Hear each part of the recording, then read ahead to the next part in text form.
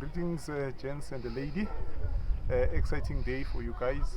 You're preparing the boys as they prepare to go to Portugal. If you could just quickly introduce yourself, then we'll talk about the trip. Okay, I'm Coach Shami, or David Sham. I'll be coaching the under-12 team that's going to be going to the CR7 tournament. Linda is co-owner of the soccer schools, Global Soccer Schools, Randburg, Santon and Marks Park. And Marco is her husband, which is also a partnership between the three of us in the soccer schools. Excellent. Once again, you're taking a group of boys to Portugal. You've been there before, and previously I followed your trip there, and you did very well. Thank you. This year, how many teams are you taking, and what is the plan? I know you've mentioned Machiko Cup as well. Yes. So how many tournaments are you going to play, and how many teams are you taking? Okay, all in all, we're going to 3 tournaments. We're taking our under-10 team to the Challenge Cup in Algarve. They're going to be playing in an under-11 tournament, so that's going to be a little bit tough for them. It's just to expose them to that kind of football and that level of football.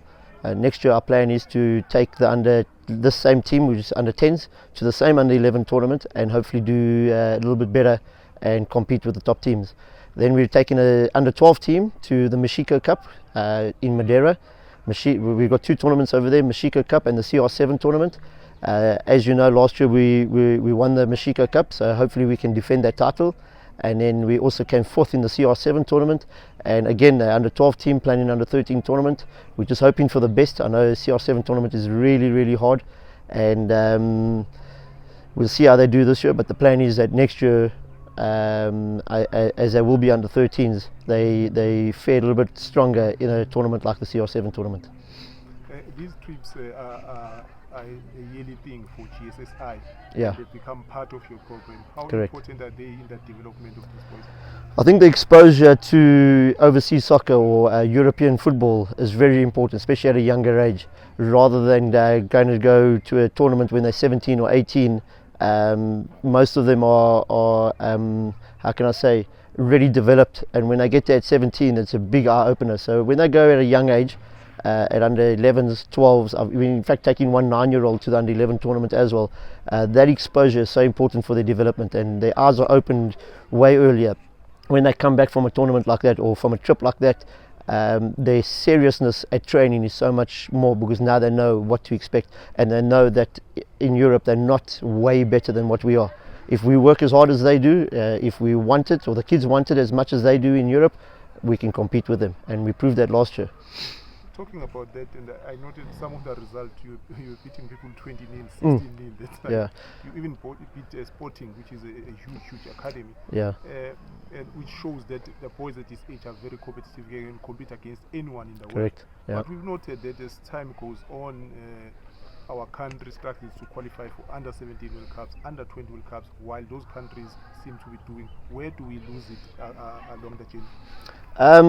I think, yes, last year when we went and we beat some teams 20-0 or whatever the scores were. The big thing for us was beating Sporting 1-0 in the group stages and topping that group. So that really showed that our kids at this age, 12, 13 years old, can compete with the rest of the world, I can even say. I think once they get to 14, 15, high school comes into play, other sports like rugby and everything comes into play. So the focus is not that much with us anymore. The kids like Chandra Campbell, like Dan Shamanga, like Neo Rapu, that stick it out and continue developing in the right environments is very important. So I think it's more about being in the right environment, and a lot of parents just are chasing the dream and trying to win games and focus on winning, so they run around looking for the team that's winning every week. I think the kids at Supersport, the ones that continue to work on their development, no matter what, might be losing games, might be winning games, they continue developing, and you can see by the likes of Neo Rapu and Chandra, who's here today, and Dan Shamanga and Mike Dakuma, who's overseas, and Tuto, that's overseas. You can see that they stuck it out, they believed in the process, and now look at them. Coach and Mark and lady, thank you very much for your time. We wish you all the best, and hopefully you'll keep us updated on your trip. Definitely. Thank you, Dabisa. Thank you for everything. Thank you.